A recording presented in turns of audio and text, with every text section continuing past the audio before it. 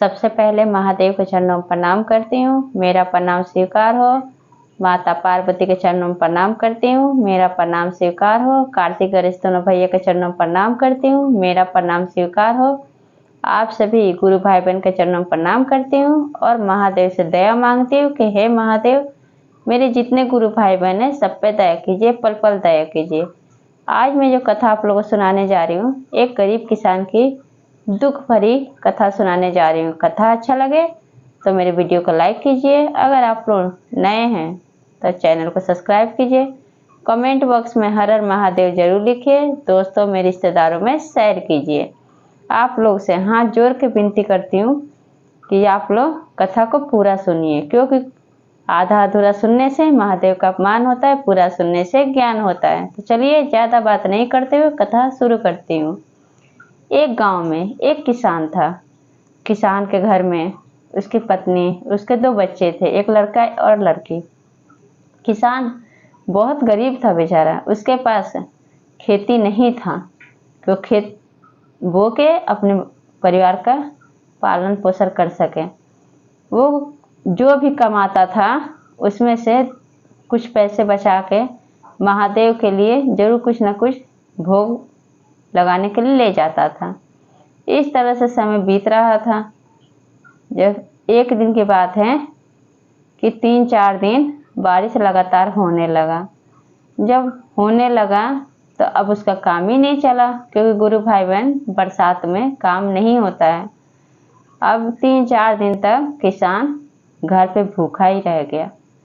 अपने परिवार को भी कुछ नहीं खिला पाया, अपने बच्चों को भी कुछ नहीं खिला पाया, खुद ही भूखा रह गया और महादेव को भी भूखा रख दिया। काम ही नहीं हुआ तो कहाँ से खिलाता, कैसे करता।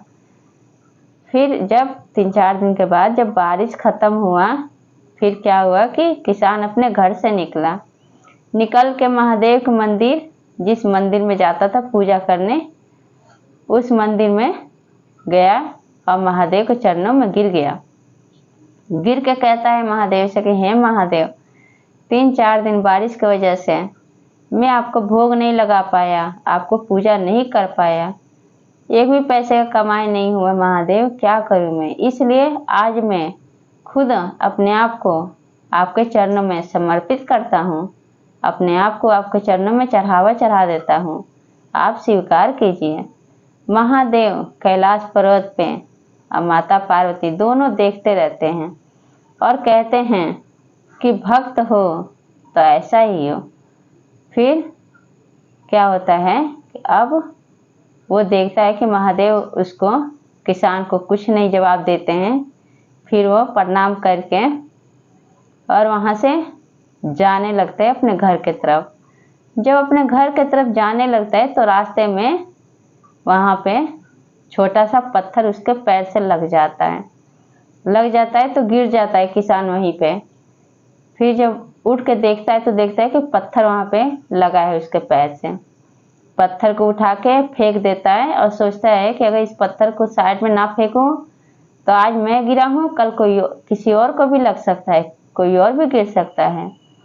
फिर 2-4 कदम आगे बढ़ता है तो फिर देखता है फिर उसके पैर से पत्थर टकरा के फिर गिर गया। फिर अब सोच में पड़ जाता है कि पहले एक पत्थर लगा तो मैं गिर गया, उसको उठा के फेंका।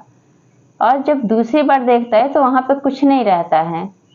अब किसान सोच में पड़ जाता है कि आखिर यहाँ पे है क्या। फिर वहाँ का मिट्टी खोदने लगता है। किसान जब खोदने लगता है तो खोदते उसको बहुत बड़ा उसको घड़ा मिलता है।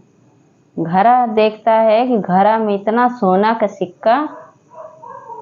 सिक्का, हीरा मोती, जेवर, सारा चीज उसमें भरा रहता है। अब वो किसान महादेव का नमन करके उस घड़े को वहां से ले लेता है। लेकर महादेव के मंदिर पहुंचता है और पहुंच के और उसमें से थोड़ा सा धन महादेव का चढ़ावा में चढ़ा देता है और महादेव से कहता है कि हे महादेव, ये आप ही की देन है जो आपने हमारी गरीबी दूर कर दी। गरीबी दूर कर दिए, इस पे पहला हक आपका है।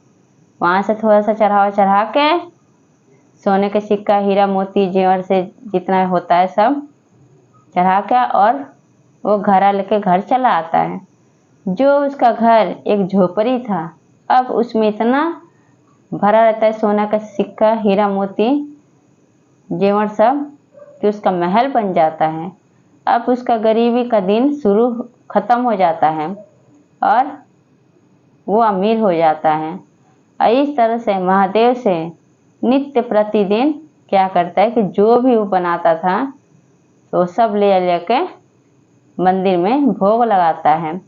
इस तरह से उसकी पत्नी भी जब देखती है कि महादेव का दिया हुआ हमारे पास सब कुछ हो गया, तब सब मिलके महादेव के जय जयकारा करते हैं और मंदिर में जाते हैं, मंदिर में माथा टेकते हैं, भोग लगाते हैं और शिव चर्चा करते हैं। इस तरह से महादेव गरीब किसान की दुख दूर किए।